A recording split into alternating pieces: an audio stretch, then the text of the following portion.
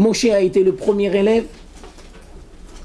Et donc, de Moshe, on doit apprendre à être un élève.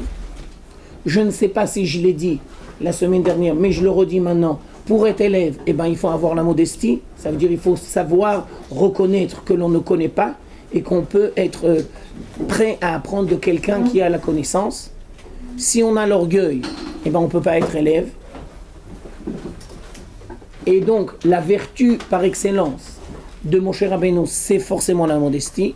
D'ailleurs, c'est pour ça que le texte de la Torah ne va pas nous parler des vertus de Moshe, mais la seule qui va être mentionnée textuellement, c'est la modestie. Parce que quand il y a la modestie, il y a tout. Quand il n'y a pas la modestie, il n'y a rien.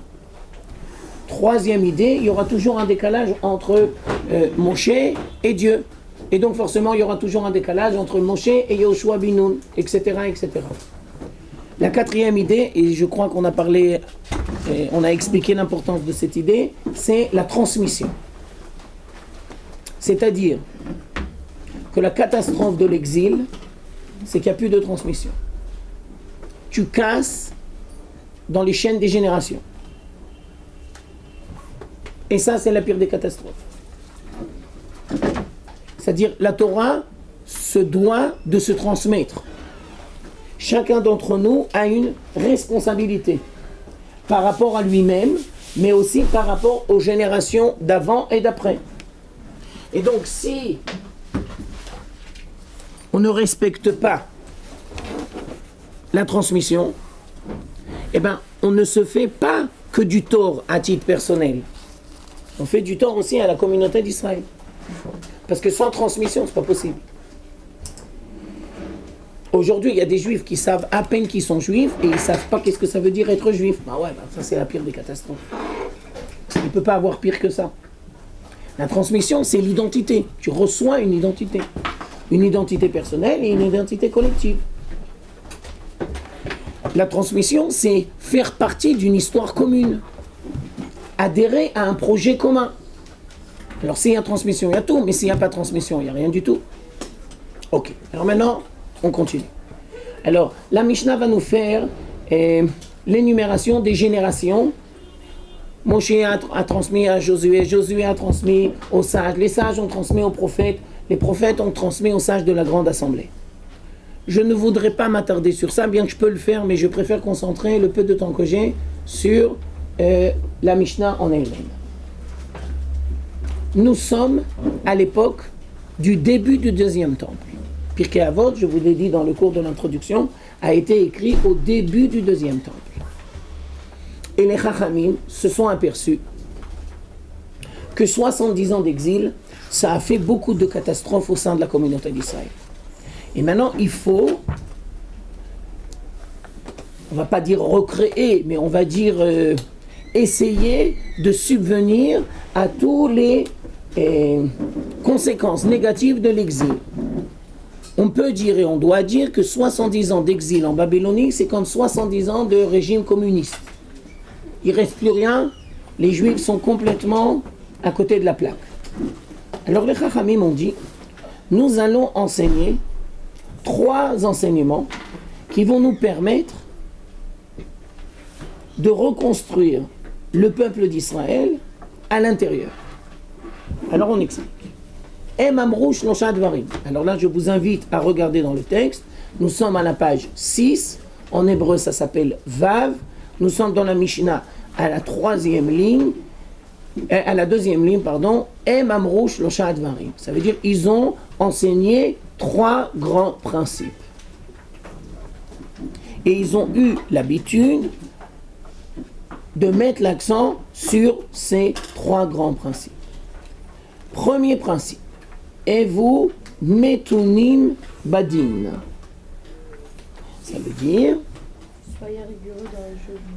Soyez prudents dans vos jugements. Soyez attentifs dans vos jugements. Prenez le temps de réfléchir avant de prendre une décision. Faites bien attention de bien connaître tous les éléments du problème avant de prendre une décision. Alors, cet enseignement, à qui s'agit-il? Pour qui il est destiné? Alors, on va dire, Dans un premier temps, c'est sûr au juge. Alors tu peux dire, mais pourquoi les Chachamim du deuxième temple ont jugé de nous donner cet enseignement? Réponse, parce que la situation spirituelle de la communauté d'Israël est très très difficile. Les Juifs sont bourrés de problèmes. Et donc si toi, tu es investi dans l'étude de la Torah, tu risques, Dieu préserve, de dire « Oh ben je ne vais pas me casser la tête, hein, ils me saoulent avec leurs problèmes, hein, qu'est-ce que je peux faire? Il est marié avec une goya, bon ben c'est son problème, hein, il ne fait pas kasher, il ne fait pas Shabbat, ben qu'il se débrouille. Hein. » Alors les Chachamim comprennent que la communauté d'Israël est complètement en dislocution. Après 70 ans d'exil, c'est la galère la plus complète. Alors, les Dayanim, c'est-à-dire les juges, se doivent de prendre la responsabilité de la communauté d'Israël. Mais alors donne-leur un outil. Réponse, chaque fois que vous devrez prendre une décision, vous devrez être prudent. Vous devez faire très attention. Vous ne devez pas vous emballer. Vous devez connaître exactement tous les éléments de la situation. Vous devez prendre le temps de bien éclaircir les choses. Donc on comprend, première explication, cet enseignement a été donné pour les juges de la communauté d'Israël au début du deuxième temple, quand la situation de la communauté d'Israël au niveau spirituel, elle est très très très difficile. Deuxième explication, cet enseignement a été donné pour chaque individu. Personne n'est dispensé d'être prudent. Personne n'est dispensé de réfléchir avant de parler. On essaye, on espère. Personne n'est dispensé de réfléchir avant de prendre une décision. Et plus la décision est importante, et plus il faut se préparer correctement à l'avance. On ne peut pas et on ne doit pas attendre que les choses s'arrangent par elles-mêmes. D'un air de dire, je ne prends pas mes responsabilités, ça va s'arranger, ça va s'arranger, ça va s'arranger. Mais pas du tout. C'est ta responsabilité à toi, si tu es confronté à un problème, dans un premier temps de reconnaître qu'il y a un problème, parce qu'il y a beaucoup de gens qui sont incapables de reconnaître qu'il y a un problème. Et puis après, il faut analyser le problème. Il faut chercher quelles sont les sources. Et après, il faut prendre des décisions. Alors là, je me dois de vous donner certains éléments de réflexion. Je vais donner des exemples. On va dire une fille à l'âge de la puberté qui ne s'habille pas tsniout. C'est un problème de tsniout ou c'est un problème plus profond? Mais bien sûr plus profond. Ça veut dire que si toi, le parent ou l'enseignant, tu vas la saouler toute la journée, où elle est ta robe, pourquoi ta robe elle n'est pas à des longueurs, etc., etc., tu ne sais pas faire la distinction entre un symptôme et le fond du problème. Et quand on doit prendre une décision, eh bien d'abord on doit analyser la situation. Et quand on doit analyser la situation, on doit être capable de faire la distinction entre un symptôme et le fond du problème. Chez une fille de la puberté, très souvent, les problèmes de tsniout ne sont pas des problèmes de tsniout. Ça s'exprime à travers la tsniout, mais ça ne commence pas avec des problèmes de tsniout. Et c'est ton rôle de ne pas tomber dans le panneau. Je vous donne une image. C'est comme si tu vas chez un médecin. Alors le médecin, il va te poser des questions. Et toi, tu vas lui raconter dans un premier temps les symptômes. Et lui, le médecin, normalement, s'il fait correctement son travail, avec les symptômes que tu vas lui dire, ben, il va commencer à réfléchir, il va commencer à te poser des questions, et peut-être il va essayer de te demander de faire des analyses pour essayer de mieux éclaircir la situation, et après, il va arriver à sa conclusion. Et ben nous, dans notre vie, on doit être comme des médecins. Ça veut dire que quand la vie se présente à nous, nous avons très souvent les symptômes. Et on doit prendre le temps d'analyser et de chercher les sources du problème et de faire une analyse correcte. Alors vous allez me dire, mais comment on fait une analyse correcte? Alors pour cela, il faut savoir que nous avons énormément d'outils. Et il faut savoir utiliser correctement les outils. Premier outil, c'est les parents. Les parents, tu as la chance de grandir dans une cellule familiale, tu n'es pas jeté dans la jungle, tu as des parents qui sont là pour t'aider, qui sont là pour t'apprendre comment gérer la vie correctement, pour te montrer le bon chemin et t'aider à faire une analyse correcte. Après les parents, tu as les enseignants et les amis. Eh bien, bien sûr, tu n'es pas jeté. Tu as les enseignants et les amis. Et donc, quand tu as un problème, tu peux, et des fois tu dois, prendre conseil. Ça veut dire quoi prendre conseil? Alors là, j'attire votre attention. Prendre conseil, ça ne voudra jamais dire se tourner les pouces. Prendre conseil, ça veut dire, regarde, j'ai un problème, et moi, j'ai une manière d'aborder le problème. Mais je ne vais pas te la dire, je voudrais voir comment toi tu vois les choses et comment toi tu analyses les choses. Et après, on va comparer mon analyse et ton analyse. Ça veut dire, prendre conseil, ça ne veut pas dire se décharger.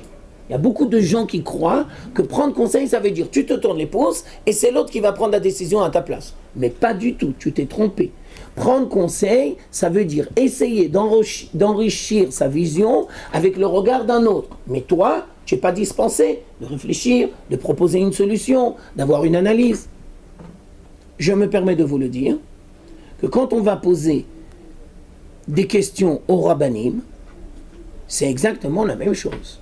C'est-à-dire, les rabbanim ne sont pas là pour nous empêcher de prendre nos responsabilités.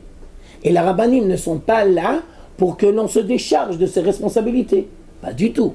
Ça veut dire que s'il y a un problème de fond, tu es tenu d'y réfléchir. Et tu es tenu d'apporter une réponse. Et après, tu vas voir le Rav et tu lui dis, regardez Rav, moi j'ai ce problème-là, j'ai eu l'impression de le comprendre de cette manière-là et de l'analyser de cette manière-là.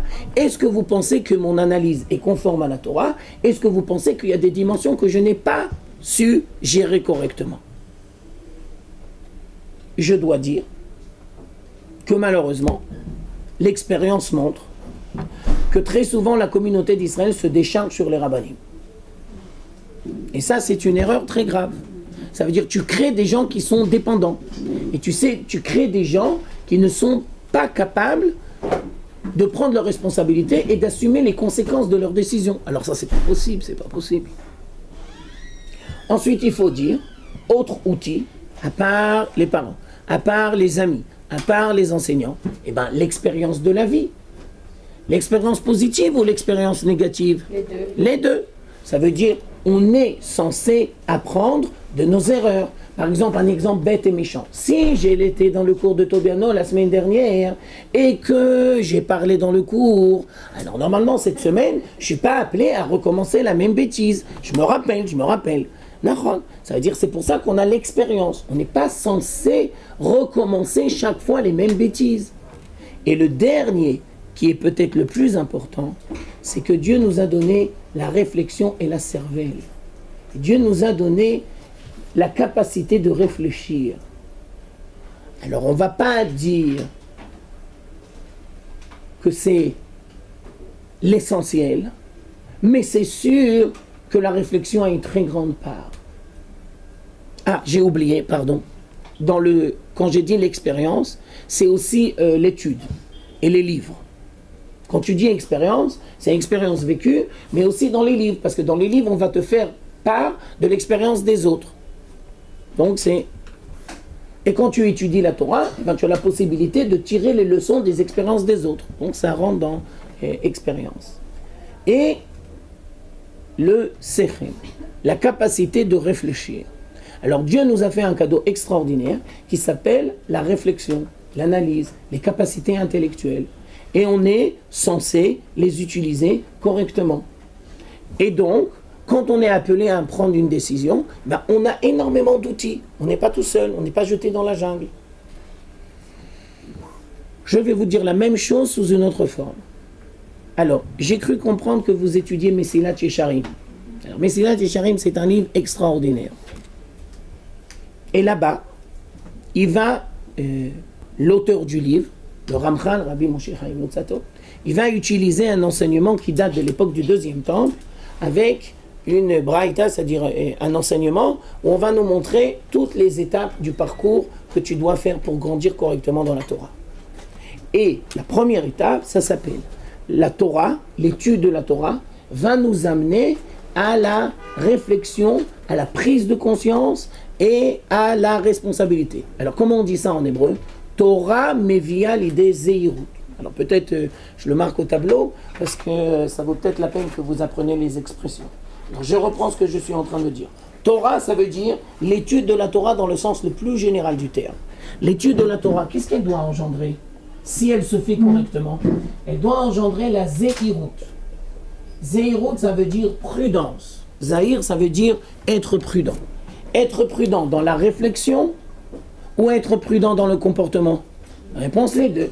Les deux. Ça veut dire que si tu étudies la Torah correctement, tu commences à prendre conscience. Tu commences à prendre conscience de toi-même, de tes défauts, de tes qualités. Si tu étudies la Torah correctement, tu commences à prendre conscience de ton entourage, c'est-à-dire qui sont les gens qui te font du bien, qui sont les gens qui te font pas du bien, qu'est-ce que tu aimes chez les autres, qu'est-ce que tu aimes moins chez les autres. Si tu étudies la Torah correctement, eh ben, tu commences à réfléchir sur le devenir de ta vie et comment tu veux gérer ta vie, comment tu veux gérer ton temps. Et tu fais ça avec prudence, réflexion et prise de conscience. Ça veut dire, une nouvelle fois, ce premier enseignement, et vous, Metunim Badin, au sens premier, c'est pour les juges. Mais au sens le plus général, c'est pour n'importe quel individu. La preuve, c'est que dans le livre de Mesilat Yesharim, on va nous apprendre la prudence.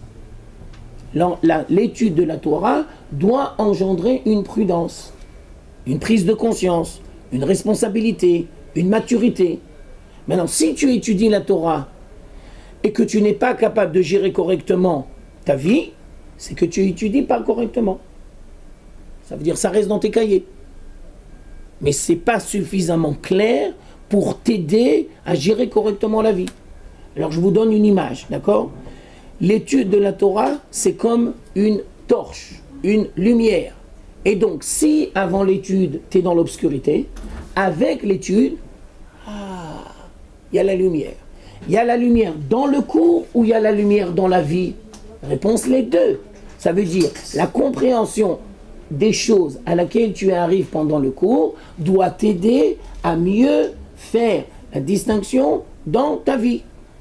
C'est pas la Torah ou la vie. Ça va toujours ensemble. Vas-y, je t'écoute. Excuse-moi. La 3. Excuse-moi. Avec grand plaisir.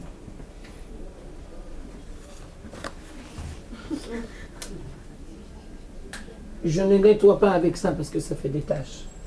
Et ça s'en va pas avec le linge. Torah Mevia, l'idée, Zéhir. D'accord? Ok. Vas-y, je t'écoute. Et si par exemple, quand on demande conseil à plusieurs personnes, genre Ouais. et les rabbinim, on a différents conseils. Ah, ça c'est une très bonne question. Quand on demande un avis à quelqu'un, on doit savoir faire preuve d'intelligence à qui tu demandes. Ah oui, parce que personne va te dire à qui il faut poser la question. C'est à toi de savoir trouver les personnes qui sont compétentes à tes yeux et c'est à toi de savoir choisir à qui tu veux demander. Ça c'est 1. 2, tu as raison de dire que si je prends conseil avec trop de personnes, je risque d'être complètement perdu et coulé. Et donc, c'est ton rôle à toi de choisir entre 2 ou 3 personnes, dans les amis ou dans les fréquentations. 3e enseignement. Psst, psst. Alors là, je crois que je vais vous séparer, je crois. Ah ouais, c'est obligatoire. On est revenu à l'école. Alors, vous faites un tirage au sort, et il y en a une qui se barre et qui va où elle veut. Parce que je ne vais pas passer mon temps à faire des problèmes de discipline. Alors, ça y est, quoi. Ça y est, quoi. J'ai quitté l'école, hein, depuis bien longtemps. Vous, peut-être pas, mais moi, ça va faire au moins 40 ans. Donc, j'ai pas l'intention de retourner à l'école primaire. Ça y est, j'ai fini. Alors, je continue. 3e. Après que tu sais choisir les gens, après que tu sais 2 ou 3, 3e enseignement, tu devras toujours faire très attention de bien choisir le Rav que tu veux choisir son enseignement. Et les Chachamim vont nous dire, c'est marqué plus tard dans Pirkei Avot, Assez lecha Rav, c'est toi qui devras le choisir, Et je me dois d'expliquer dans la Mishnah qu'il y en a un principal. Tu n'as pas Aselecha Rabbanim. Non, Aselecha Rav. Ça veut dire que si tu veux grandir correctement dans la Torah, dans un premier temps, tu dois avoir une seule ligne d'analyse. C'est toi qui l'as choisi. Mais tu es obligé d'être fidèle à ta décision. Tu choisis un enseignement et tu vas avec cet enseignement. On peut donner une image. C'est que c'est comme un arbre. Toi, tu es les racines. Le rave, c'est le tronc. Et après, ultérieurement, les branches, c'est d'autres rabbanim. Mais c'est ultérieurement. C'est quand tu sais grandir et gérer correctement. C'est comme je te donne un exemple. Dans ta bibliothèque, normalement, il doit avoir beaucoup de livres. Bah oui, bien sûr. Parce que chaque livre va t'enrichir. Donc, la bibliothèque, c'est comme les branches. Mais quand moi, je veux grandir correctement, et quand je ne veux pas perdre mes pédales dans ma bibliothèque, ben, j'ai besoin d'avoir un guide qui va m'expliquer où, quoi, comment. Et donc, c'est ton rôle de choisir ton rave et d'avoir un seul. Maintenant, tu vas dire, et peut-être je me trompe, alors c'est ton rôle de savoir être sur le qui-vive et de voir. Tu fais une expérience, tu dis au début, Blinéder, je voudrais m'embarquer dans cette voie et je vais m'investir, on va dire, pendant 3 à 6 mois. Si tu vois que ça te convient, tu continues. Si tu vois que ça ne te convient pas, tu changes. Ou bien par exemple, je te donne un autre exemple, ou ça il y a longtemps déjà. Il y avait une fois j'étais dans un séminaire, et il y avait une fille, après 1 mois, elle me dit, Rav Tobiano, je voudrais vous poser une question. Oui, pourquoi pas, avec grand plaisir. J'ai décidé d'abandonner votre séminaire et d'aller dans un autre. Je lui ai dit, génial. Elle était persuadée que j'allais le... Je lui ai dit, génial. Alors elle me dit, oui, mais ça veut dire que je vais partir. Alors je lui dis, mais bien sûr, j'ai compris ce que tu m'as dit, et c'est tout à tes honneurs que tu choisis la solution que tu penses qui va te convenir. Oui, mais vous êtes orthodoxe sioniste, et moi j'ai décidé d'aller dans un milieu orthodoxe passionniste. Alors moi je lui dis, eh bien c'est tous tes honneurs, c'est ton choix, c'est toi qui fais ta vie. Et tu vas choisir la voie dans la Torah qui te convient. Alors elle a cru que moi j'allais la persuader. Non, il ne faut pas que tu parles, on ne peut pas sans toi, tu es obligé ici. Mais ça c'est de la bêtise. Ça c'est de la bêtise.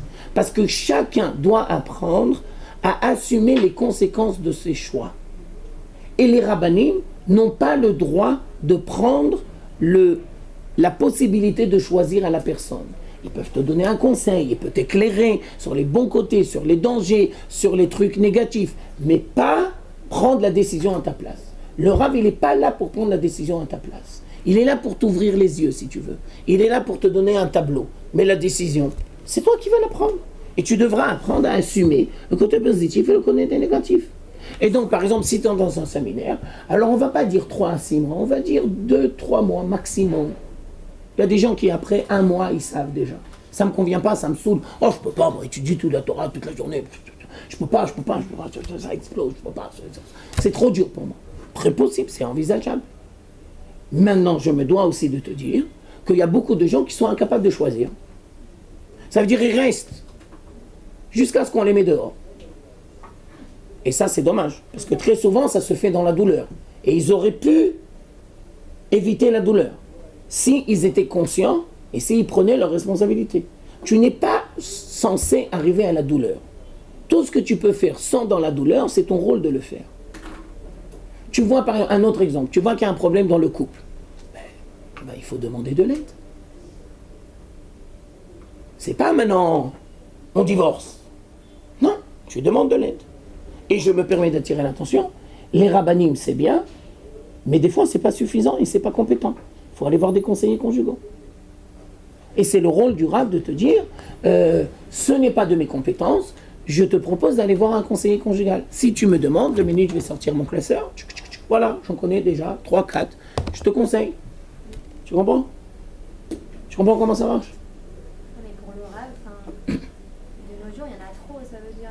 Il y en a qui ont la même façon de... Je suis d'accord avec ce que tu dis. Tu dis, en Israël, il y a une richesse tellement grande qu'on ne sait pas comment la gérer. Alors je me permets de te dire la même chose, mais positivement. Baruch Hashem qu'il y a une très grande richesse. Parce que Baruch Hashem, les Juifs reviennent. Et ils ne sont pas appelés et entendus. Ils sont aujourd'hui 7 millions. Et ils sont appelés à être 13 millions en Israël. Ils sont peut-être appelés dans 20 ans, 30 ans, à être 50 millions en Israël, ou bien 100 millions en Israël. Alors Baruch Hashem qu'il y a une très grande richesse. C'est comme par exemple, je te donne un autre exemple. Je parle par rapport à Israël. Non, on peut dire aussi par rapport à la France, c'est la même chose.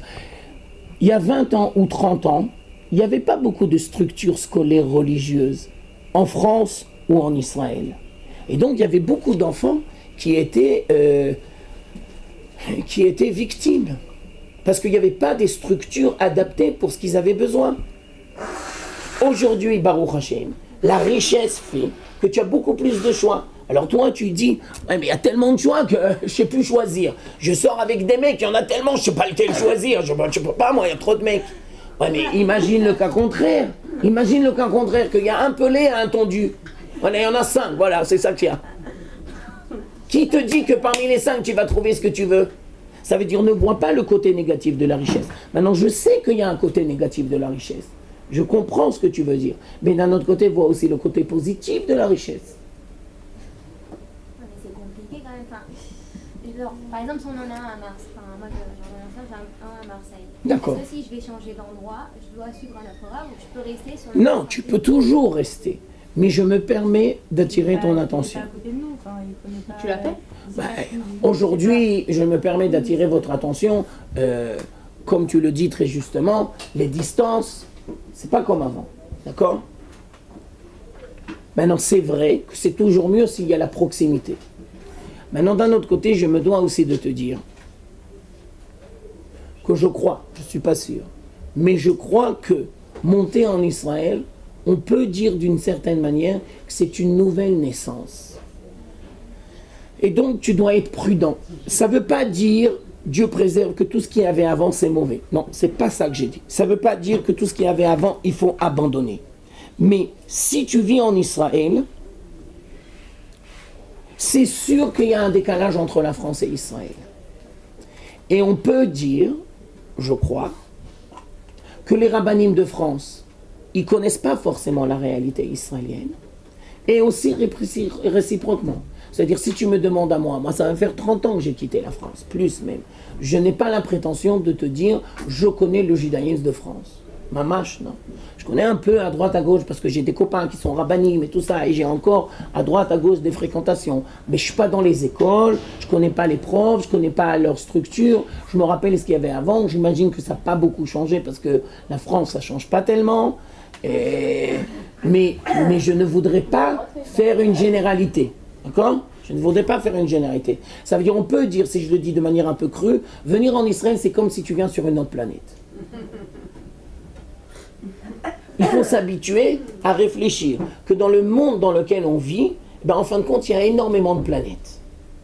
Dans le même monde. Je te donne encore un autre exemple. La semaine dernière, je devais aller visiter quelqu'un qui est dans un hôpital et que malheureusement, il est très malade. Quand tu rentres dans l'hôpital, tu rentres dans une planète. Et quand tu sors de l'hôpital, tu ressors dans une autre planète. C'est pas toujours facile de savoir faire. Ou bien par exemple, tu vas dans une maison d'endeuillés, de préserve. Tu rentres encore dans une autre planète. C'est-à-dire, dans le monde dans lequel on vit, il faut comprendre qu'il y a énormément de planètes. Et savoir gérer correctement le passage d'une planète à une autre, c'est pas toujours évident. D'accord? Ok. On continue. Deuxième enseignement. Amidou talmidim arbe. Vous efforcerez d'avoir énormément d'élèves.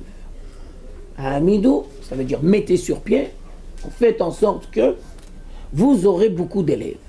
Ça veut dire quoi ça? Alors ça, c'est une question qui date depuis très très longtemps, depuis la nuit des temps. Est-ce que l'éducation doit être élitiste ou elle doit être une éducation de masse? Alors on va expliquer le bon côté de chaque. C'est quoi, Élise? Élitiste, ça veut dire pour une minorité. quand tu fais une éducation élitiste pour une minorité, tu peux arriver très loin. Parce que tout le monde n'est pas accepté, et ceux qui sont acceptés, eh ben, tu les fais avancer de manière,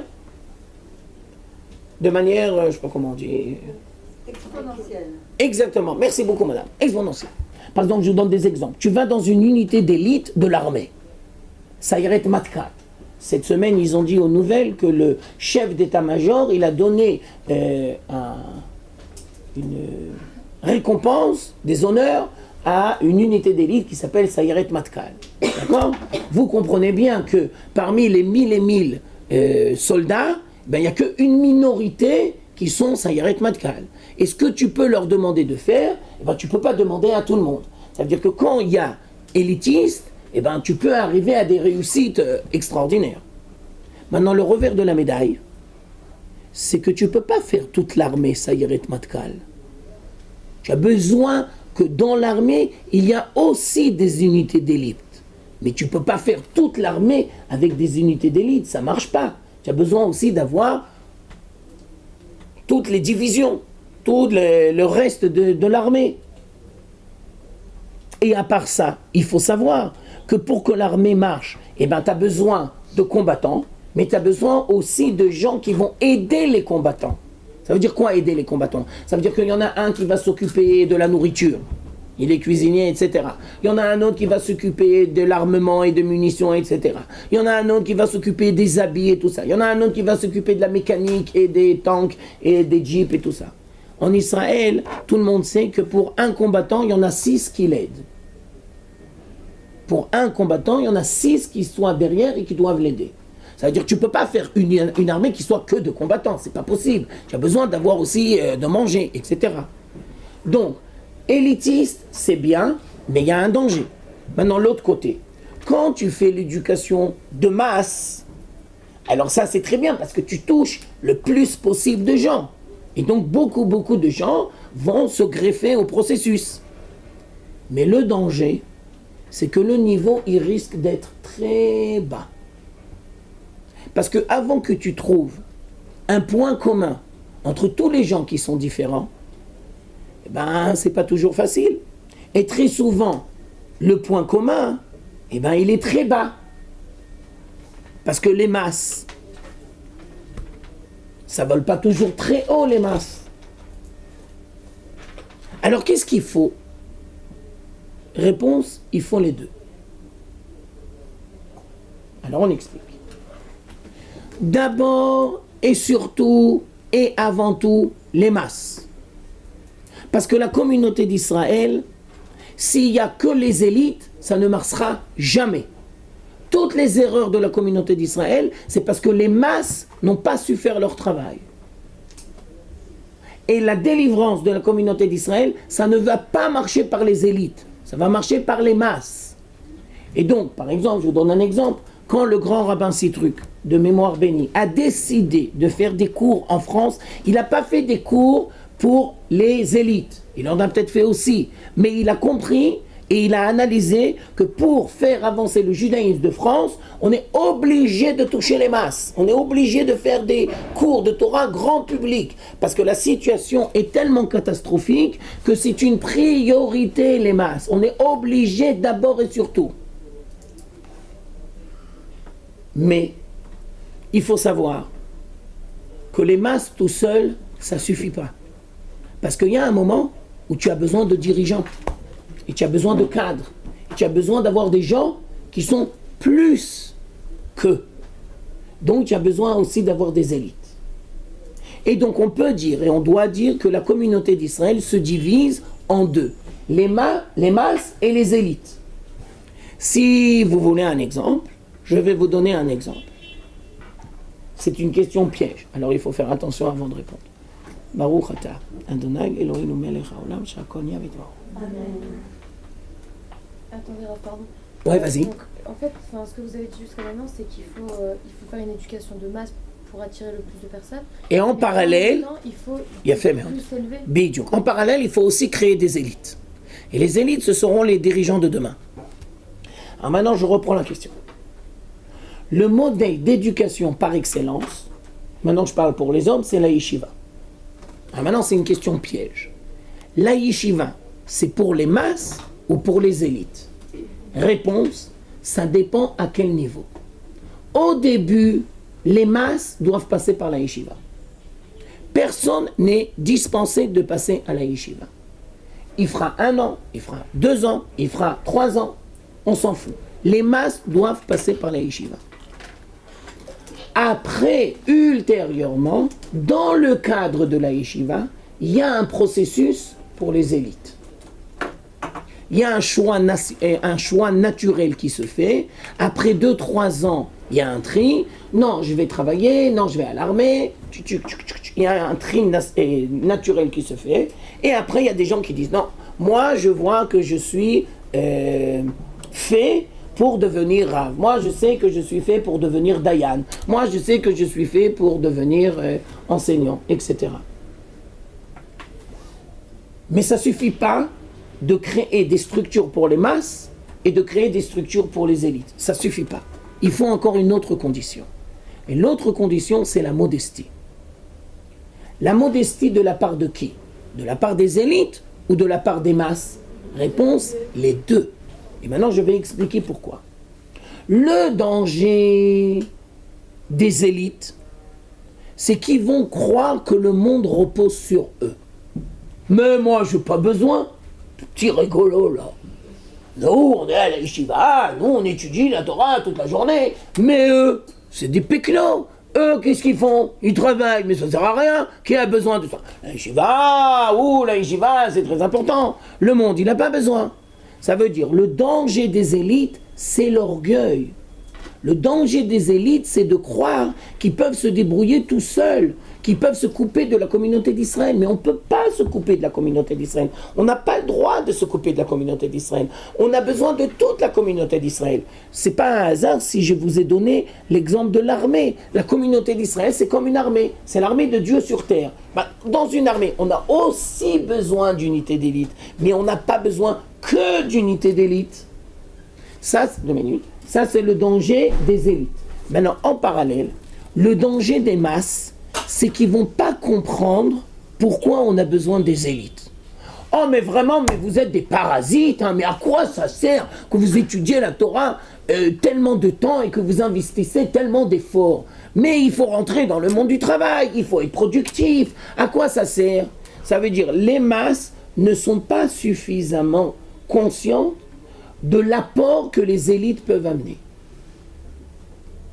Et donc on a besoin des deux. On a besoin des élites et on a besoin des masses et on a besoin surtout d'un respect mutuel. Voilà, c'est ça que je voulais dire. Au lieu de dire modestie, tu dois dire respect mutuel. Ça veut dire que les gens qui vont être à la yeshiva toute la vie ou une grande partie de leur vie, ils vont comprendre le besoin et le sens des gens qui ne sont pas à la yeshiva et qui amènent une contribution autre à la communauté d'Israël. Et les gens qui ne sont pas à la yeshiva, ça veut dire qu'ils étudient, mais ils ne sont pas uniquement à la yeshiva. Ils comprennent le rôle et le besoin des élites. Il doit avoir un respect mutuel. Vas-y. Après, c'est ton tour. Ce que je voulais dire, c'est, pour moi, les élites, c'est vraiment ceux qui représentent le peuple, comme Zachary Abraham, Avodia Yosef. Alors, je reprends la question parce que tout le monde n'a peut-être pas entendu.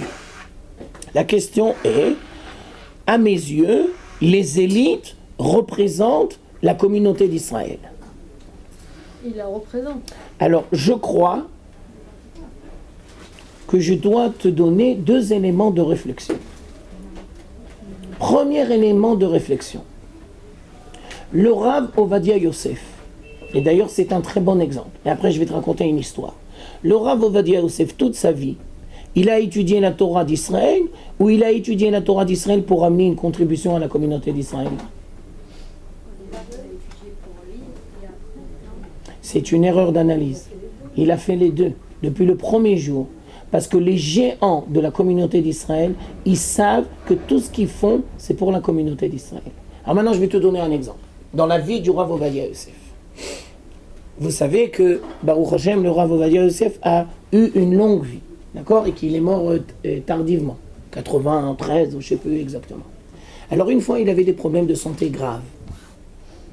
Alors, il était en train d'étudier et en train d'écrire.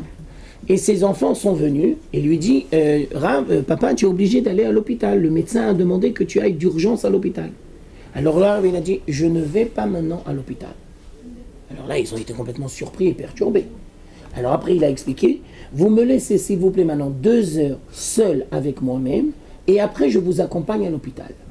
Alors les enfants ils ont dit papa, mais on ne peut pas attendre. Les médecins, ils ont dit il faut absolument que tu viennes en urgence. Le Rav, il a dit, il n'en est pas question. Vous me laissez 2 heures et maintenant je vous demande que vous ne me dérangez pas. Il s'est enfermé dans son bureau. Il a écrit. 2 heures après, montre en main, il est sorti. Il a dit, maintenant, vous pouvez m'emmener à l'hôpital. Ok ? L'opération s'est très bien passée. Alors après, les enfants lui ont dit, papa, tu es obligé de nous expliquer. Là, on n'a pas compris. Tu nous as toujours dit qu'il faut suivre le conseil des médecins et toi, maintenant, tu as fait exactement le contraire. Alors maintenant, le Rav Ovadia Yosef, il explique. Il y a des problèmes très graves qui s'appellent agunot. Ça veut dire des femmes dont le mari, il a disparu. Et on ne sait pas qu'est-ce qui lui est arrivé. Et à cause de ça, des femmes peuvent rester pendant 20 ans, 30 ans, 40 ans sans la possibilité de se remarier. Maintenant, pour pouvoir permettre à ces femmes-là de se remarier, il faut avoir des épaules dans la Torah, oui ou non ? Oui. Des épaules fortes, très fortes, très très très fort, très très très fort. Qui a ces épaules ? Le Rav Ovadia Yosef. Alors le Rav Ovadia Yosef, il dit à ses enfants, maintenant je suis en train de traiter un cas d'une femme.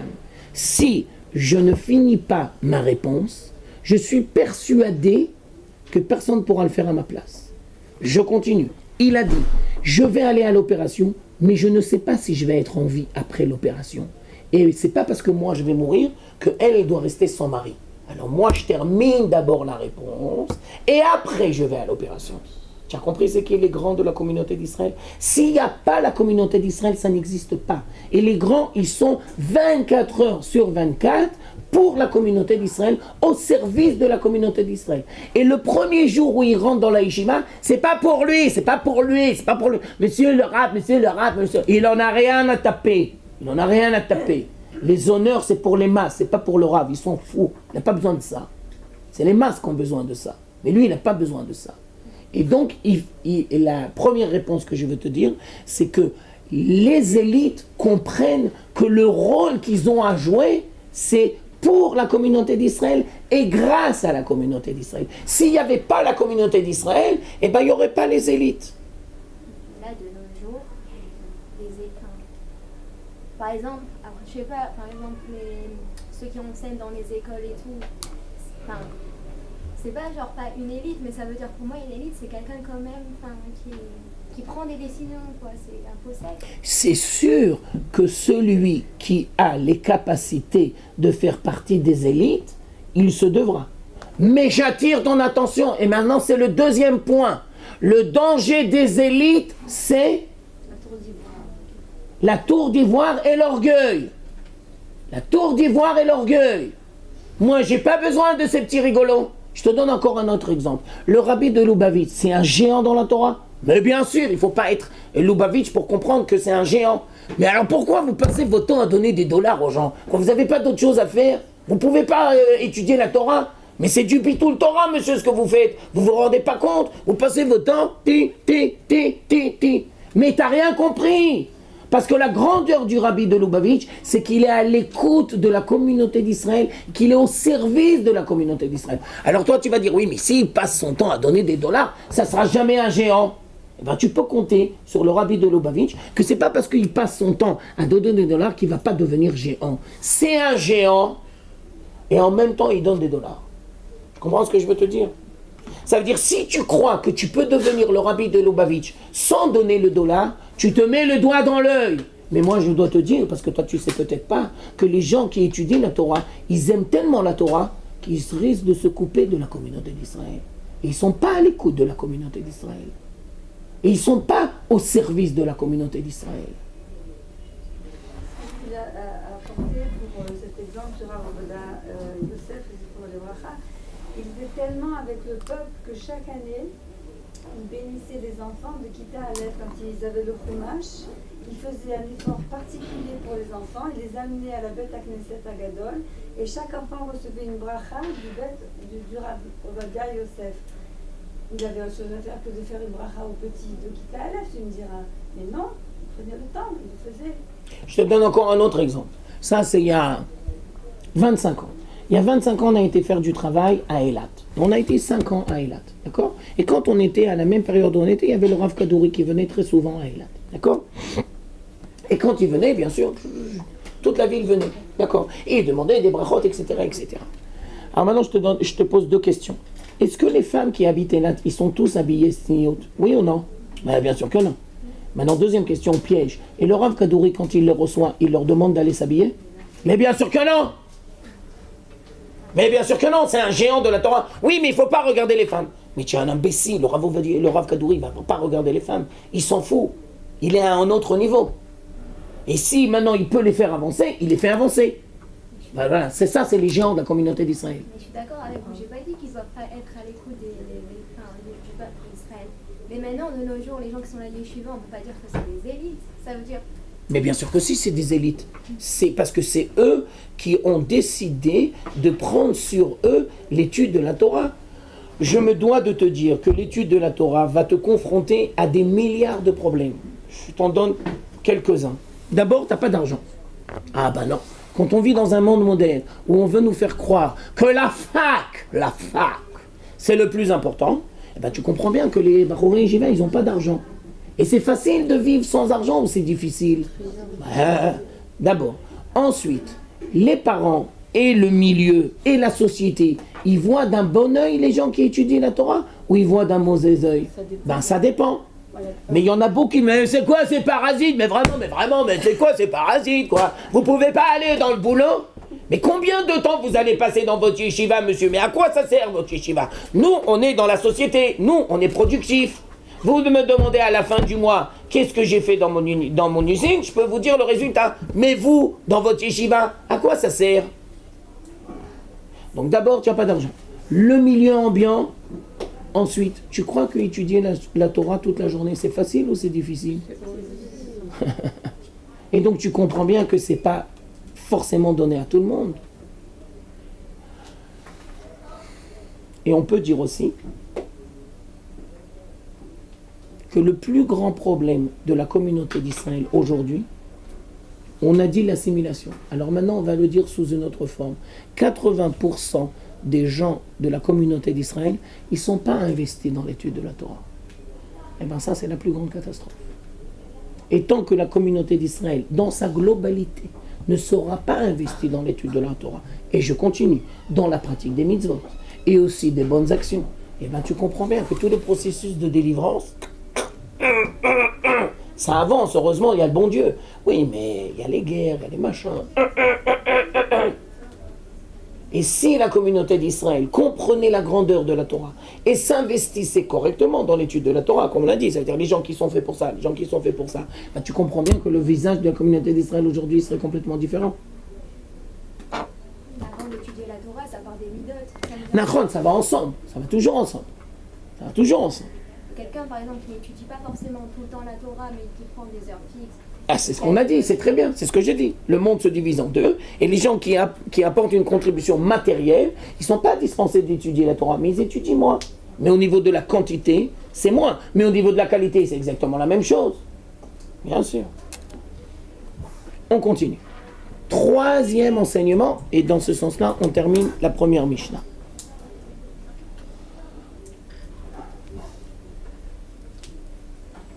La traduction, on se devra de faire des barrières. Ça veut dire quoi?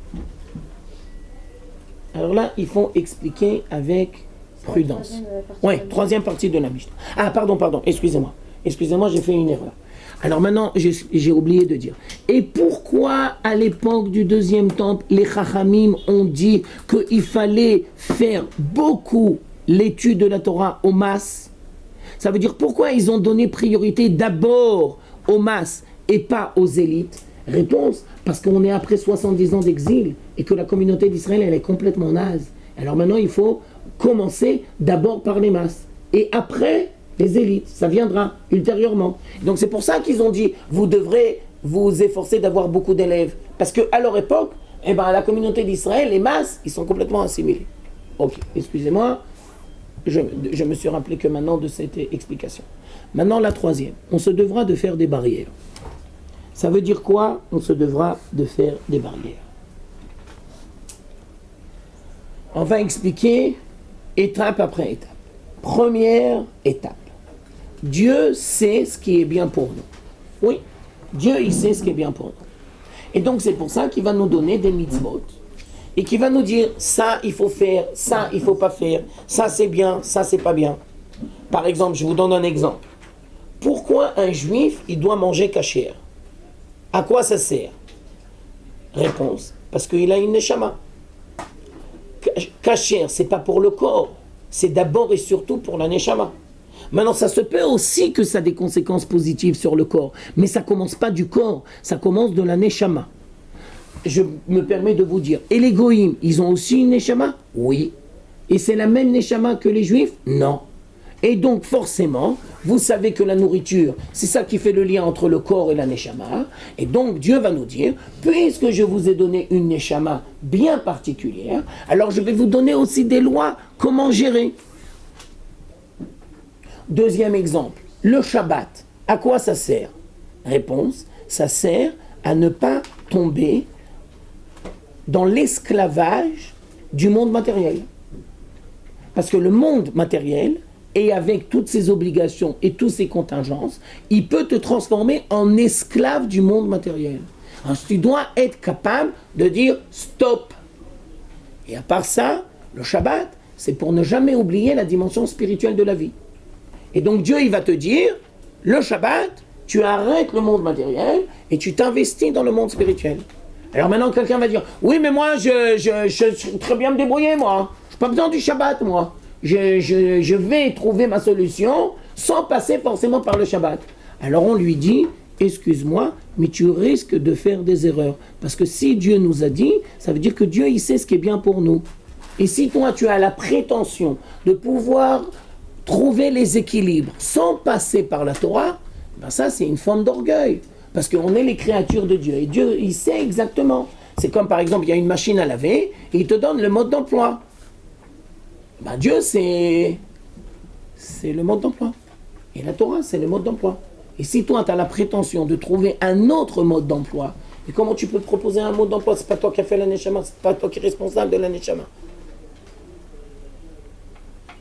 Maintenant, vas-y, ouais, tu voulais dire un truc. Il y a des personnes qui, par exemple, pas trop pratiquantes, elles voient comme un esclavage. Qu'est-ce qu'on peut leur répondre à ces personnes-là? Oh, ça c'est une grande question. Je reprends la question.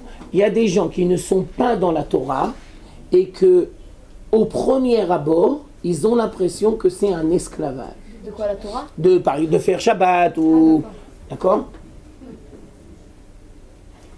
Alors je vais te donner une image. Je vais essayer de te répondre à travers certaines images. C'est comme si, par exemple, tu vas aller au bord de la mer, et toi tu es au bord de la mer, et tout d'un coup tu vas voir un homme plongeur qui va sortir de l'eau. Il est complètement ouf celui-là. Mais d'où il vient, cet homme plongeur? Mais qu'est-ce qu'il a là? Le matin, le tube, les trucs, mais il est complètement ouf ce mec. Ah, mais tu comprends bien que toi tu n'y comprends rien. Toi tu es encore au bord de la mer.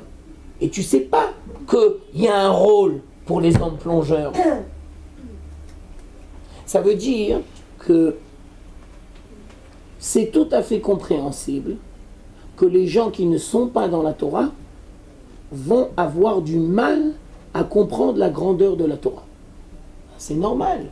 Par exemple, je te donne un exemple. Tu ne peux pas demander à un gosse de 5 ans de faire des équations à deux inconnus.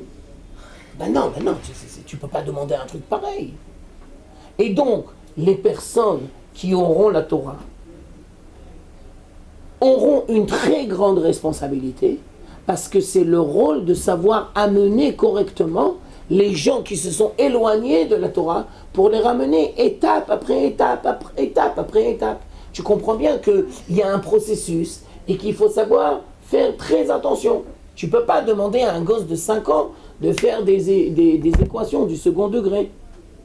Et tu as raison de dire que très souvent, les gens qui enseignent la Torah ne sont pas suffisamment conscients des difficultés que ça engendre. Parce qu'ils sont tellement plongés dans leur système qu'ils ne savent pas. Je te donne un exemple. C'est un exemple de bonhomme, mais tu vas comprendre le principe. Pour un bonhomme, qu'est-ce qui est plus dur quand tu fais tchouva? Je vous l'ai dit ça il y a 2 semaines, je crois. Mettre le tzitzit ou mettre la kippa? Mettre la kippa. Mais bien sûr, mettre la kippa parce que tu t'affiches. Alors si toi, tu enseignes des gens qui sont dans un processus de tchouva, jamais tu vas leur dire dans un premier temps, mettez la kippa. Bien sûr que non. C'est trop difficile. Il n'est pas capable de se mesurer avec toutes les réflexions qu'on va lui faire. Le tzitzit, il le met à l'intérieur, personne ne le voit. Tu comprends? Alors, il y a des étapes. Il y a des étapes. C'est comme par exemple, tu veux apprendre à quelqu'un à nager, à marcher, à manger. Je te donne une image et c'est les Chachamim qui vont dire. Les gens qui se sont éloignés de la Torah, ce sont comme des enfants. Et Dieu, il adore les enfants. Oui, mais il faut savoir les gérer correctement. Et tu comprends bien qu'il y a des étapes. Alors d'abord, il a besoin d'une nourrice, et après il a besoin, et après il a besoin, après il a besoin, et après il a besoin. Et tu as l'interdiction de sauter les étapes. Tu ne peux pas demander, par exemple, à un gosse de 6 mois, excuse-moi mon vieux, mais tu ne peux pas commencer à marcher, parce que tu comprends, moi j'en ai marre, hein. Ça va faire déjà 6 mois que tu es là, hein. Et bon ça y est, on a les élites, nous, on veut arriver vite fait, bien fait, quoi, alors dépêche-toi, quoi. Il y a des étapes. Et chaque étape, elle a son rythme. Et tu ne peux pas accélérer de manière arbitraire. Tu dois tenir compte. C'est un gosse de 6 mois. Alors les gens qui font tchouva, c'est comme des enfants. On est tous les enfants de Dieu. Et donc il faut savoir les étapes. Et c'est le rôle des gens qui enseignent la Torah de savoir respecter les étapes et le rythme. Parce que chacun, il a son rythme. Alors c'est vrai qu'il y a aussi des règles générales. Mais n'empêche qu'il y a aussi le rythme personnel. Et tu dois tenir compte du rythme personnel de chacun. Alors maintenant je continue. Dieu va nous dire, il y a des interdictions. Et Dieu va nous dire, je fais confiance à vous, que vous soyez capable, je fais confiance à vous, que vous soyez capable de voir à temps les interdictions et de prendre les devants pour ne pas faire des erreurs. Et à qui il dit ça? Il dit ça d'abord aux Chachamim. Ça veut dire que les Chachamim sont là pour nous créer des barrières, pour pas qu'on arrive à des erreurs. Et eux, ils voient les erreurs. Vous pouvez nous donner des exemples? Alors je vais vous donner des exemples. Aujourd'hui, on est jeudi. Demain, vendredi, c'est Shabbat. À Jérusalem, on allume combien de temps les lumières avant le coucher du soleil? 40 minutes. Et dans toutes les autres villes, combien de temps? 20 minutes.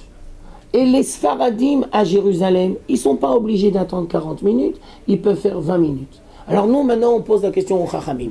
Mais pourquoi vous nous avez dit d'allumer les lumières et de faire rentrer le Shabbat 20 minutes avant? Réponse, parce que j'ai pas envie que tu te plantes. Je te fais une barrière. Et j'ai pas envie que tu te plantes. Et le Shabbat, il rentre tellement vite en hiver que tu seras jamais prêt. Alors tu dois savoir que 40 minutes. Et si on t'enseigne la halakha correctement, 20 minutes. Mais tu ne dépasses pas les 20 minutes. Ah non, tu ne dépasses pas les 20 minutes. Tu peux dans les 40 minutes, et après tu arrives aux 20 minutes. Zéro. Et les Chachamim m'ont dit, il y a une mitzvah de rajouter avant le Shabbat, 20 minutes, pour ne pas tomber. Parce que dans le monde matériel, c'est jamais fini. Ah, j'ai pas fait. Quand tu rentres dans la cuisine, tu sais toujours que c'est jamais fini.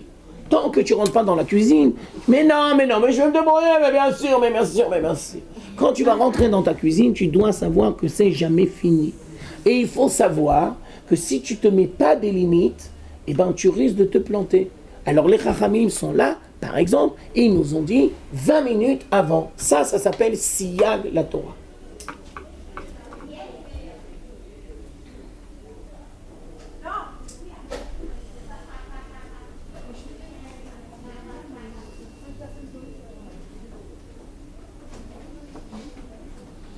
Un autre exemple.